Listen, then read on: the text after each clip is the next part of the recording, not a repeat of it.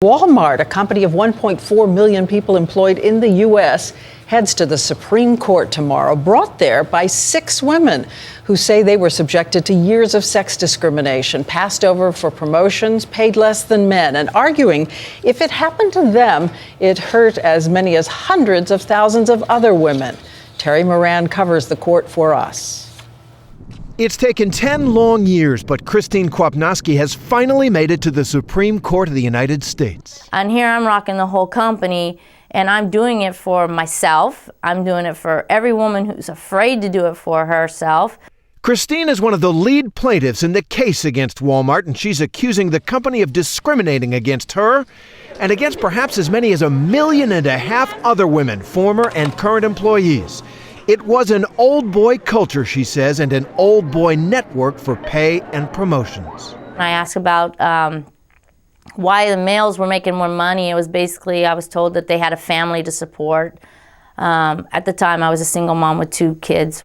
Other allegations in the case: some local managers held business meetings at Hooters restaurants, and women were referred to as little Janie Q's by some senior management.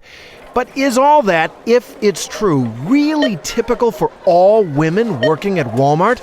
That's what the Supreme Court will try to answer in this case. Among other statistics, plaintiffs' lawyers have presented evidence that women make up more than 70% of Wal-Mart's hourly workforce, but just 1/3 of store managers. Women desperately need these jobs to support themselves and their families, and even if they're underpaid, and even if they're passed over for promotions that they deserve, they can't leave. But Wal-Mart denies it discriminates against women. Cases like Christine's are isolated cases, the company argues, and so a gigantic class action like this one makes no legal sense or common sense. Plaintiffs in this case want to lump over 1.5 million women who work for Wal-Mart into the case, whether they want to be or not.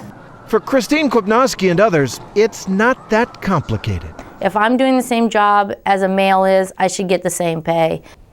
So this case is really about how easy or how hard it should be for workers from different parts of a company with different experiences to sue their employers. It's the biggest business case in years, Diane, and what this court decides will lay down the rules of the road between business and labor for decades to come.